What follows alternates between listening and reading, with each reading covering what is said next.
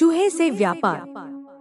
एक व्यक्ति जिसका नाम शंभू था, बहुत बड़ा व्यापारी बनना चाहता था, पर उसके पास पैसे नहीं थे। वो अक्सर व्यापारियों को देखता और उन जैसा बनने की कल्पना करता। एक दिन उसने दो व्यापारियों की बात सुनी। एक व्यापारी दूसरे व्यापारी से कह रहा था, व्यापार करने के लिए पैसे नहीं बल्कि लगन और चतुराई की जरूरत होती है। कोई चाहे तो वह जो कूड़े पर मरा चूहा पड़ा है, उससे भी व्यापार शुरू कर सकता है। शंभू ने कूड़े पर पड़े चूहे को देखा और सोचा, लगन और चतुराई तो है मुझ में है, क्यों न मैं इस मरे चूहे से ही व्यापार शुरू करूं। यह सोच उसने मरा हुआ चूहा उठा। तभी एक सेठ जी अपनी बिल्ली को गोद में लिए उधर से गुजर रहे थे। शंभू के दिमाग में एक तरकीब आई। वह चूहा उठाए उस सेठ के आगे आगे चलने लगा। सेठ जी की बिल्ली चूहे को देखकर उतावली हो गई। वह म्याऊं म्याऊं करके कुलबुलाने लगी। सेठ जी ने शंभू से कहा, क्यों भाई, यह चूहा बेचोगे? शंभू ने कुछ देर सोचने का नाटक किया। अंत में वह तैयार हो गया। सेठ ने उसे एक सिक्का दिया। शंभू सिक्का लेकर आगे चला। इस एक सिक्के से क्या किया जाए? तभी उसे आगे एक प्याऊ नजर आई। लोग पानी पीकर प्याऊ वाले को धन्यवाद देते जा रहे थे। कुछ उसे पैसे भी दे रहे थे। यह देखकर शंभू ने सोचा कि क्यों न यही काम किया जाए। शंभू ने एक घड़ा खरीदा और उसमें पानी भरकर खेतों के निकट बैठ गया। थके प्यासे किसानों ने उसका ठंडा पानी पिया। किसानों के पास देने को पैसे तो नहीं थे, पर उन्होंने शंभू को कुछ फूल दे दिए। उसका दिमाग अब और तेज चल रहा था। शंभू मटके में फूल भरकर मंदिर की ओर चला। वह मंदिर के बाहर फूल लेकर बैठ गया। मंदिर में चढ़ाने के लिए लोग पैसे देकर उससे फूल लेने लगे। शंभू की अच्छी कमाई हो गई। अब वो दोपहर को किसानों को पानी पिलाकर उनसे फूल पाता और शाम को मंदिर में बेचकर पैसे कमाता। एक दिन उसने किसी से सुना कि एक बड़ा व्यापारी अगले महीने 500 घोड़े लेकर शहर आने वाला है। उसका दिमाग दौड़ने लगा। वो घड़े में पानी व गुड़ डालकर जंगल की ओर चल दिया। वहाँ घसियारों, घास काटने वाले को मुफ्त में शरबत पिलाता। घसियारे उसके बहुत आभारी हो गए। वे उसकी सेवा के बदले उसके लिए कुछ करना चाहते, पर शंभू उन्हें कहता, समय आएगा तो मौका दूंगा। एक दिन वो समय भी आ गया जब घोड़े का व्यापारी अपने 500 घोड़े लेकर शहर आ गया। शंभू घसियारों के पास गया और अपनी सारी जमा पूंजी देकर बोला, आज जितनी घास आपने काटी है वह मुझे बेच दो। घसियारे तुरंत मान गए। चंदू ने सारी घास ले ली। इस कारण बाजार में कोई घास नहीं लाया। व्यापारी शहर पहुंचा तो उसे घोड़ों के लिए घास नहीं मिली। केवल एक जगह घास का अंबार लगाए शंभू मिला। उसके पास 500 गट्ठर थे। व्यापारी को घोड़ों के लिए घास की बहुत जरूरत थी। उसने शंभू से घास की कीमत पूछी। चंदू ने 1000 सिक्के मांगे। मजबूर होकर व्यापारी को घास के लिए 1000 सिक्के देने पड़े। कुछ ही दिनों बाद एक जहाज माल लेकर आया। नगर के व्यापारियों के दल के पहुंचने से पहले ही शंभू जहाज के व्यापारियों के पास पहुंच गया और उसने 1000 सिक्के अग्रिम देकर जहाज का सारा माल खरीद लिया। नगर के व्यापारियों को शंभू से माल खरीदना पड़ा। शंभू ने व्यापारियों से पैसे लेकर जहाज वालों को पूरी कीमत दे दी। शहर के व्यापारियों में शंभू मशहूर हो गया। सब उसकी चतुराई के कायल हो गए। एक दिन शंभू एक व्यापारी के घर गया। यह वही व्यापारी था जिसकी बात सुनकर शंभू ने मरे चूहे से अपना कारोबार शुरू किया था।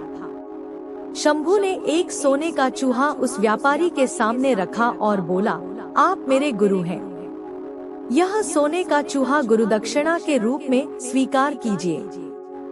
शंभू ने मरे चूहे से लेकर अब तक की सारी कहानी उसे सुना दी।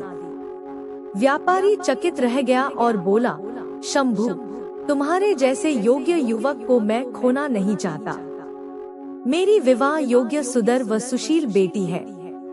तुमसे योग्य न मुझे उसके लिए नहीं मिल सकता। मुझे गुरु दक्षिणा के रूप में यही संबंध चाहिए। शंभू ने रिश्ता सहर्ष स्वीकार कर लिया। कहानी की शिक्षा।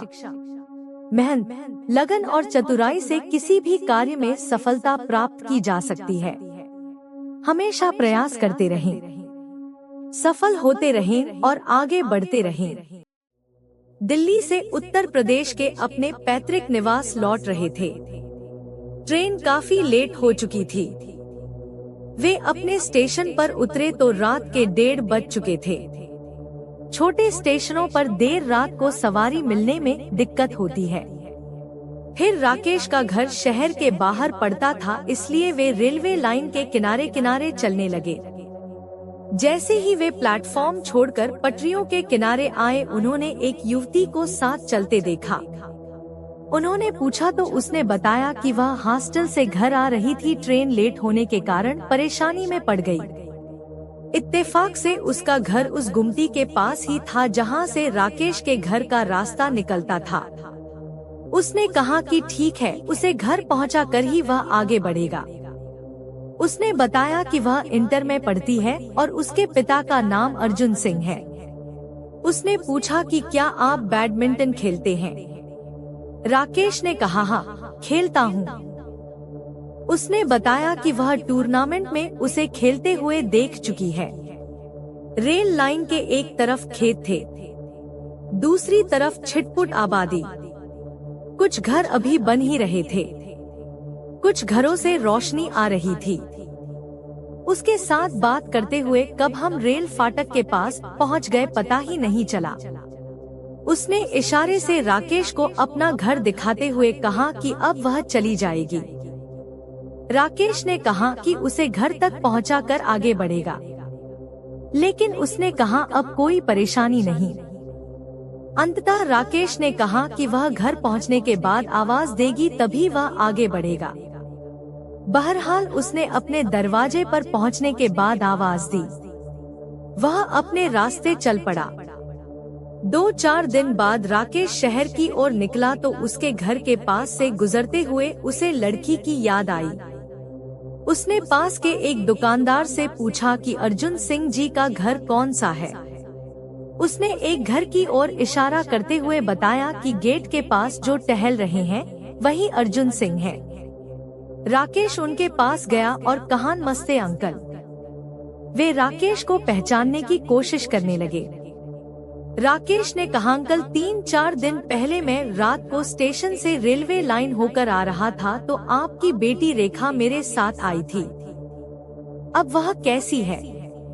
अर्जुन सिंह राकेश की बातें खामोशी से सुनते रहे, फिर उसे अंदर आने का इशारा किया। हम ड्राइंग रूम में बैठे ही थे कि एक लड़की ट्रे में बिस्किट और पानी रख गई।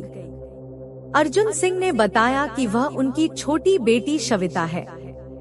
राकेश ने पूछा, रेखा कहाँ है? इस पर अर्जुन सिंह ने दीवार की ओर इशारा किया।